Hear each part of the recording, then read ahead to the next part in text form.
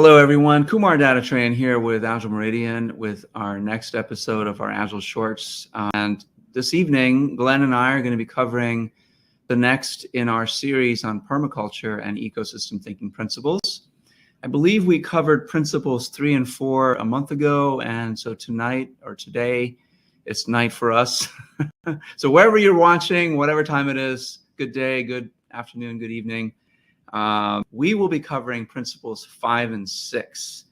And so just to give you sort of a preview of what permaculture principle number 5 is, let me play this little ticker here, if I can get to it. Use and value renewable resources. And so I'm going to ask Glenn to give us a brief summary of what that means from a permaculture standpoint, not an ecosystem thinking standpoint. And then we will compare, contrast, draw comparisons between that and the ecosystem principle number 5, which is reward mutual benefit across business streams. So again, Peter Merrill has done a fantastic job of applying permaculture principles that apply to agriculture and natural systems to business systems, right? And so what we're trying to do is hopefully do it justice, is talk about how these things compare. So without further ado, Glenn, you want to take a stab in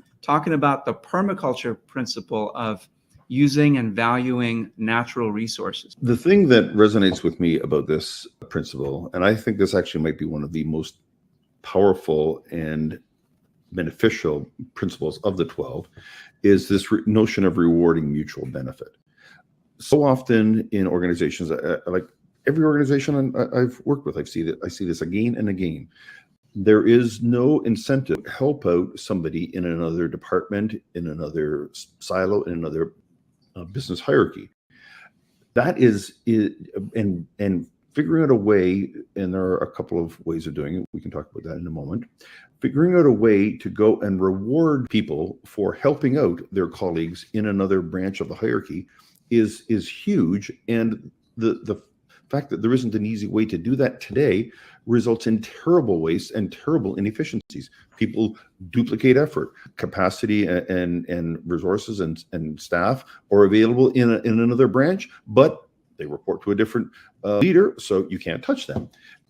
I see this again and again, and simply introducing a reward model that encourages that behavior will have massive benefit in, as Peter says, reducing silos, reducing dependencies, eliminating duplication, and identifying opportunities. Yeah, that's great. Thank you. Thank you. Went a little ahead, though. We started talking about ecosystem thinking principles. And what I'd like to do first is just let people know what this permaculture principle of using and renewal and valuing renewable resources is all about. And so I'll just do a brief overview, and then you can fill in anything that I miss, because I know this is sort of a passion of yours. So in permaculture, it's really about reusing renewables to produce yields. So permaculture is all about agricultural systems and making use of natural, as much as possible, natural ecosystems to produce the most yields without using chemicals and fertilizers and things like that. And so from a permaculture standpoint, it's about using low-tech natural solutions over complex technological ones, right? Most of our farms today are big industrial farms, and it does tremendous harm to the environment. And so permaculture is really there put in place to look at alternative methods of farming that still produces a high yield while preserving natural systems as much as possible. And so when applying these principles to business systems, right? So rewarding mutual benefit, as what you talked about, is a key component of that, right? So just as in permaculture, where we're rewarding the renewable systems within an agricultural system, so, natural fertilizers, natural resources, maintaining things in balance. In a business system, the analogy would be of people reusing things that others may consider waste, or helping other departments to increase their yield, or just having knowledge of what other departments are doing in the first place so they can produce a more valuable and fit for purpose outcome that they can use. Okay, so what did I miss from a permaculture standpoint, if anything? The thing that inspires me about permaculture is how it just works. And when it's necessary to evolve, it will just evolve. The various components of the ecosystem, they're there to use something that another component produces, and they provide something that another component produces in a seamless web. And that's the kind of idea that we want to go and have in place in organizations, to realize the efficiencies, capitalize on missed opportunities, to look at the big picture, to just work efficiently and effectively. Now there is so much waste and so much missed opportunities through. Yeah, I agree with that. And I think some other analogies between the two would be to, as you mentioned, right? So the silos, right? So a shared focus on benefits. If I'm working in the, I don't know, the accounting department, and you're working in the legal department, what are the areas in which we can participate for the greater good of the organization that we both serve? Exactly. Right. So what is the mutual benefit for us together, and for me individually, and for you individually? And so in most companies, if you're in the accounting finance part of the firm, you may not really have much to do with the legal. All those the lawyers there, they're making our life tough. Or if you're in the IT department, those lawyers, they want all these darn regulations that we have to follow. We've got to put all this language on our website and blah blah blah. It's competition or co-opetition rather than cooperation and collaboration. And I think that's what this permaculture principle talks about. And even in permaculture, it's sort of a man-made artificial system. Again, it's based on agriculture, right? But using the principles of a natural ecosystem to produce high yields, and not relying on artificial systems to produce those yields. What other similarities would you see in between the two? The idea that it just works. You don't need to go and tweak it. You don't need to go and nudge it. It just works. People understand that when they have a need, they would look to something in the ecosystem that provides that need, and it would just work. If that didn't exist, they would have to create it, of course. But the idea is of this synergistic mutual benefit and mutual reward, which of course is in service of the organization, producing more revenue, reducing waste. But organizations just don't see that, and that's I think the big insight here. And we know this works. We've seen it in nature. The notion of biomimicry is powerful. We already know it works. We don't have to invent it, just copy it. Right, that's true. Do you see any examples of companies that operate in this way, where they are sort of synergistically creating value with a high degree of cooperation and collaboration between the departments, divisions? If there really aren't no silos, if you will, everyone understands their role and understands the part that they play towards what it is that the company, the organization produces for the benefit of their customers. I think companies that have a large percentage of employee ownership do much better in this area than companies that don't.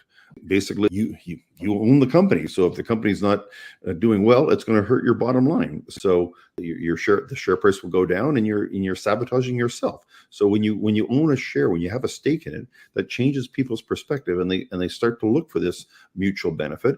And when they see something that is happening that is hurting the company, they would speak up. Hey, you're hurting my bottom line here.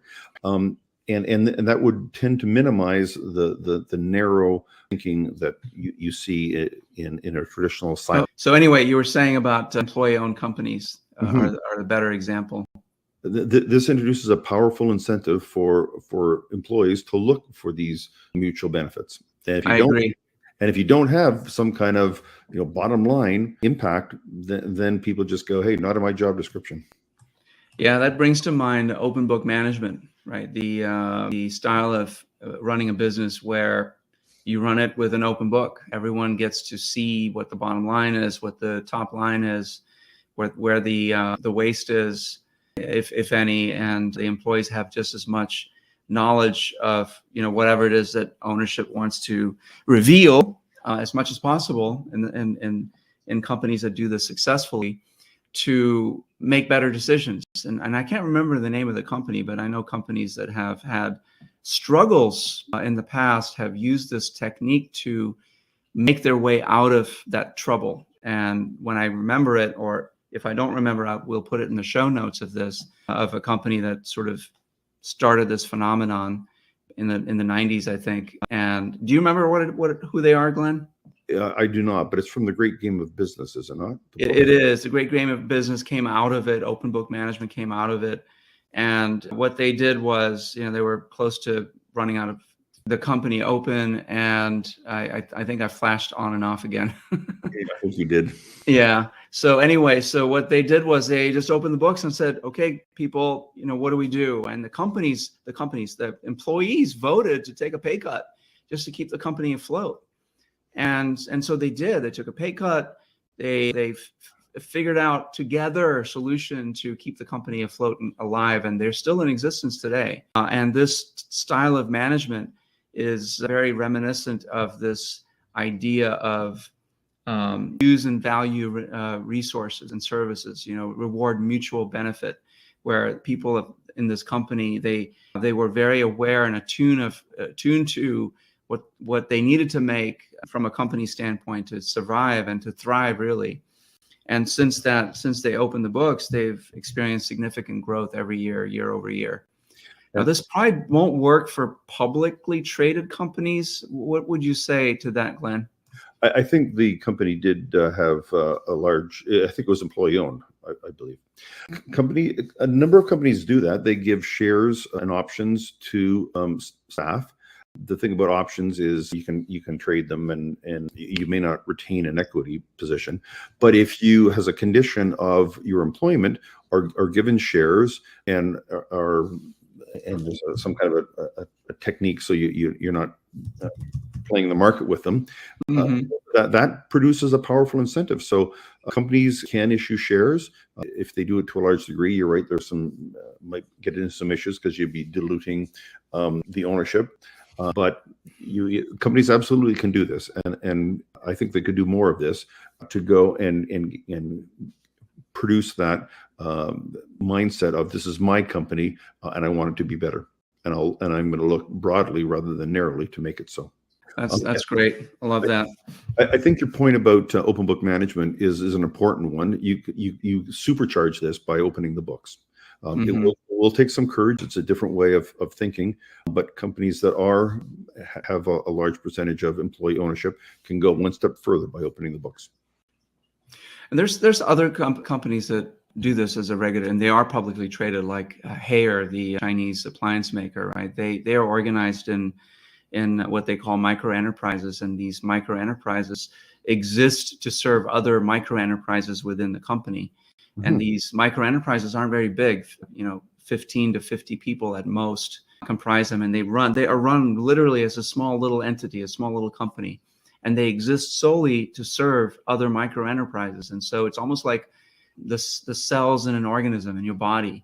They have a purpose, and they are there to serve some purpose, and so too are these cells in the organization. It's a network architecture within Haier, and that's another example of how the permaculture principle aligns quite well with some organizations that are organized in a way to make use of those methods. A point that some people might comment on here is, oh my goodness, that sounds like extra overhead. You have all these a huge pile of micro enterprises within the company. They have they're like a business. They have a P&L. They're going to have to do accounting and all that sort of stuff. That is a valid point, but on the other hand, you're realizing efficiencies that you would not have otherwise. So just like in an ecosystem, each part of the ecosystem needs to keep its house in order, if you will. In business, that means a P&L, but the cost of the P&L, which is overhead, is vastly overshadowed by the fact that you can see and seize these opportunities and respond very efficiently and very effectively to changes that happen. Awesome. So let's get on with the next one, which is principle number 6 in the permaculture, which is produce no waste. So it's very closely tied to what we've been talking about, but a little different, right? It's more specific. So from a permaculture perspective, it's about reusing everything in the cycle, if you will, the ecosystem, right? So nothing gets wasted. So everything gets reused in some way, shape, or form, and there's very little waste or no waste at all, right? And how do you see this playing out in the business world? The lean folks have done a lot of good work on this in terms of looking at a value stream and looking to make sure that every step does not have any waste and relentlessly focusing on eliminating waste. But this is kind of taking it up a level. But if you've come from a lean perspective, this is not really a radical process. It's just dialing it up a bit. Yeah, I agree. And I think it's probably dialing it up a lot, because even the most lean process has inherent waste built into it.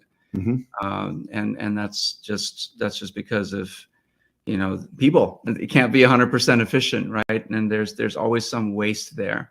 And so it's to your point, it's taking it to the next level and really mercilessly refactoring business streams, reusing, recycling stream products, so that you eliminate waste as much as you can, right? Or at least you have visibility into what you're wasting and what you might do about it. Would you agree? I would. Something that I've seen a number of studies on is large traditional organizations that produce a lot of reports for a lot of different departments, but they actually don't talk to those departments. And consultants have come in and said, hey, let's take a look at some of those reports. And sure enough, they find that while there was originally a need, that need has evolved or changed, and the report really isn't providing value, or something else is needed. And so by looking at the connections between the departments, again, refactoring business streams, you can go and reduce waste and also improve efficiency. Yeah. Maybe some ways to think about this, if you're a business executive, wrapping your head around reusing waste. Some of the ways that might make sense is, maybe your company's outputs have untapped potential as inputs to just somewhere else, right?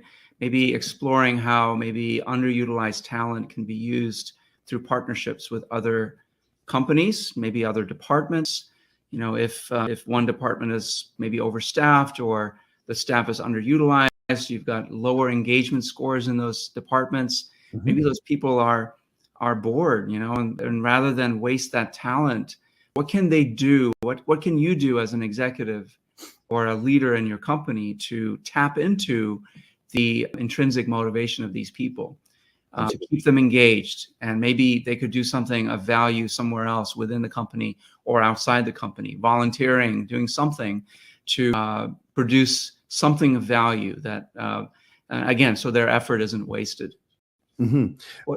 I would imagine that you would want to scale it up. First, start within the streams, then within the departments, and then, of course, go to outside the company.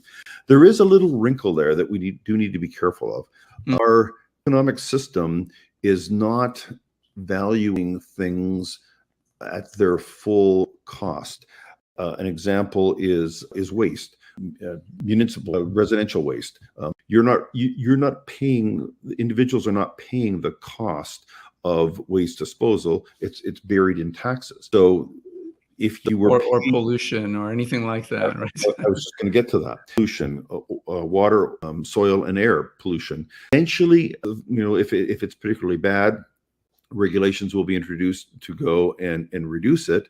But in the meantime, people, companies, and organizations can pollute for free, and in some cases, it's costly to go and eliminate the pollution, or introduce a new process that doesn't have pollution, or pay an organization or put resources within the organization to go and deal with it. And you can't. On the one hand, it'd be great if organizations did that, but on the other hand, it ain't free, and until it's priced at its actual cost to the ecosystem, society writ large, companies are going to engage in basically suboptimal behavior for the ecosystem, if that makes sense. Yeah, it does. It does. It does make sense. And I think that to your point, I mean, I think that it's easy to overlook waste because, just the way we've been trained, it's all about the outcome, the output, right? The value that we produce. And as long as we're satisfying our shareholders, we're good, we're okay. But resources are finite, and companies can actually, save a lot of money and make a lot of money and make a huge impact by capturing what's being wasted. Some examples are turning engine scrap, recycling that and making appliances from it, or paper manufacturing companies that are creating steam or whatever, the heat that's generated from paper mills and supplying that steam to other companies to power their plants. Yep. Right. And so they're actually making money from their waste, right? And saving that company money by selling that steam at a discount from what they would pay a utility. And so these are all things that are more forward-thinking companies are thinking about. And I think it aligns very well with the permaculture principle of produce no waste, right? It might be an unattainable goal, but we can get maybe closer to it. In terms of waste heat that is, typically has been thrown away, you can actually generate electricity from that, and you can sell the electricity to the grid.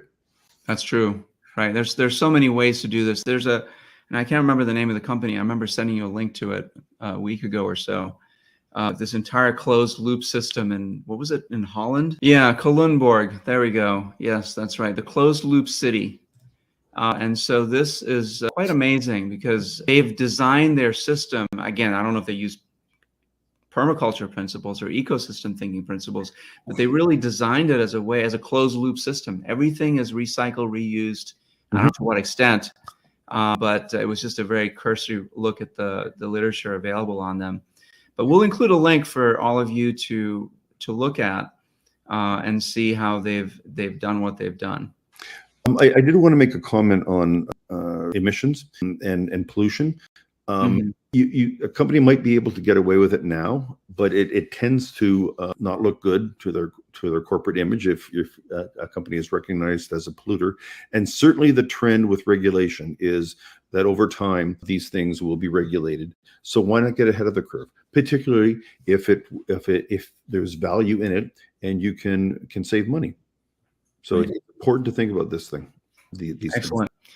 All right, Glenn, I think it's not exhaustive. There's so much more to really learn about in terms of these principles, the permaculture principles of using and valuing resources and producing no waste, and how it applies to businesses. But we could go on forever, and I'm sure you don't want us to go on forever on this. So we're going to end it here, and in a month we'll come back with the next two principles, permaculture principles, and we'll make a comparison, just as we have with the ecosystem principles that they go with.